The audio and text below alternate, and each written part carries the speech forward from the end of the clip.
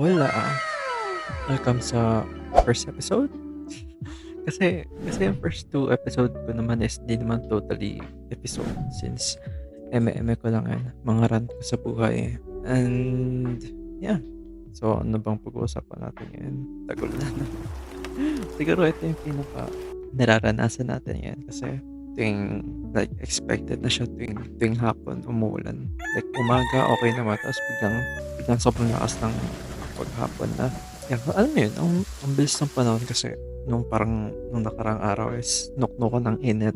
Kahit kahit nasa labas ka, kahit tulog ka ng bahay, sobrang pawisin mo pa rin tapos sobrang lagkit sa katawan. Nakakatamad siya. Parang iisipin mo na lang gusto mo na lang uminom ng Coke, yung malamig ng Coke na may yelo tapos ice cream or anything na panlaban. Kasi wala na kasi yung G's Life. Yeah, nabigay ko na sa girlfriend ko yung G's Life. And yeah, gumamit din ako ng pamaypay pero not enough. Tapos pag nasa biyahe ka, sobrang init. Okay. But hey, yeah, fast forward like a few days. Tagulan na. ito, na, ito na naman yung problema na kinakaharap natin lahat. Tagulan. So, yeah, kada ulan, grabe talagang let's say like 5 to 10 minutes na ambon tapos baha na agad sa labas. Grabe ganun na kalala yung tagulan dito. So meaning kapag baha, mahirap na yung biyahe pa uwi, syempre. Kasi walang dadaanan yung mga kotse, yung mga public vehicle kasi nga baha. So yeah, I hope na everyone is safe. Yeah, safe. Kasi asahan mo na like sa bandang Cubao. Hindi man bandang Cubao. Mostly parang lahat na ng part ng Pilipinas ay na talaga. Especially sa may ano na banda, sa may Espanya. Like sobrang baha din. So, yeah, grabe. Halos araw-araw na yung ulan. Yeah, and magtatagal pa 'to like ano ba ngayon? June. Yeah, June 11 as of recording.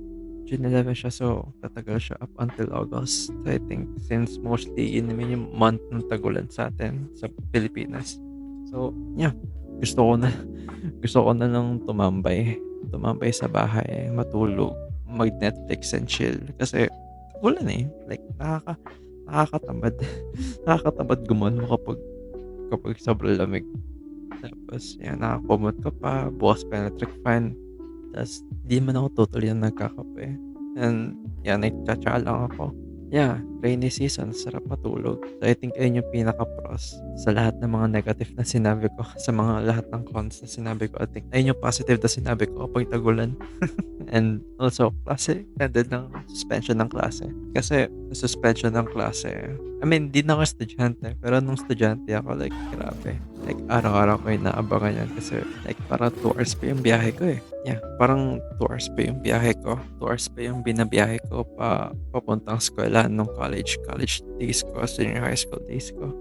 So, ang hirap talaga bumiyahe. So, bukod pa doon eh, magkakasakit ka. And luckily, hindi naman sa pagmamayabang, pero sa journey ko, hindi ako nagkasakit. So, comment down below kung ano yung mga worst experience niya nung tagulan. Yeah. So, ano bang tips? Siyempre tips. Siguro, siguro, as usual, magdala ng payong or yeah, much better if may dala kayong dito. Like yung waterproof na jacket kasi sobrang lifesaver niya. Lalo na kapag sobrang sakitin ninyo. So, try nyo yun. Tapos, uminom din kayo ng gamot. Yeah. Yeah, pinapaalala ko lang. And also yung face mask. Extra face mask kasi depende naman sa trip nyo. Pero optional naman siya. Pero if ako, magdadala pa rin ako ng face mask. Tapos, napaka-cozy niya. Like, kapag nasa biyahe ka, naka-jacket ka, naka-face mask, tapos lakas-lakas ng ulan. Which is sobrang chill, ang cozy lang. So, stay safe sa labas, sa inyong lahat dyan. So, ayun, nung tagulan, ano bang magandang gawin? Mag-ML. Yeah, mag-ML siguro. Yeah. So, nung mga na past season ng tagulan is puro ML ako.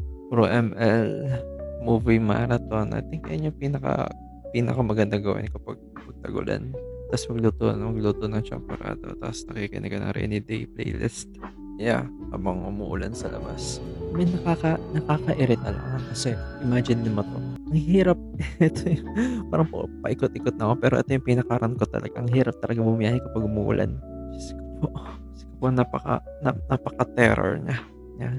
Naalala ko last time parang umabot ng 2 hours yung biyahe ko from Cubao papunta sa'min, pauwi sa'min sa sobrang lakas ng ulan. Eh, usually nagtatagal lang siya ng 1 hour. So, it's a fucking nightmare na pumunta. Yeah, ang hirap bumiyahe kapag tag-ulan. Kaya magtitiis pa ako ng 2 months, more or less 2 months. So, so if ever may makikinig sa'kin, pero welcome.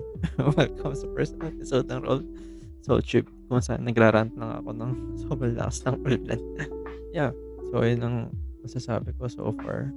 Yeah, so ingat kayo palagi. Yeah, ingat kayo palagi ngayong tag-ulan.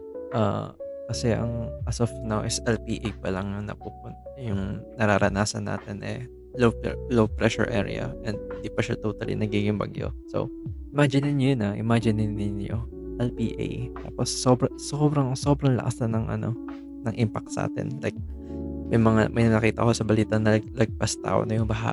Kaya ingat kayo lahat. Yeah, if try nyo na rin lumikas. Luckily sa'min mataas-taas na yung lugar sa'min pero mga mabababang lugar is, yeah, if sinabihan na kayo ng barangay, or kung sino man yung namamahala sa inyo is if sinabi na lilikas na, likas na. Yeah, kasi tayo lang din naman yung buhay din naman natin nakasalalay dito. So, might as well na sumunod na lang din. Yeah. So, I think ito yun. Tagulan na naman. For sure, ito yung magiging topic ko. Tagulan na naman. Super nightmare kapag tagulan. Yeah, guys, ingat kayo. Ingat. And, yeah, chill. Mag-ingat and chill. Kasi, tagulan eh. I think that's it na. Yeah. Thank you for listening, guys. So if you like my channel, so please subscribe. Yeah, subscribe dito.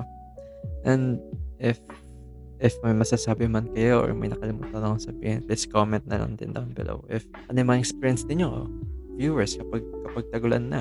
So yeah, thank you for listening and see you on the next video. Bye. Bye.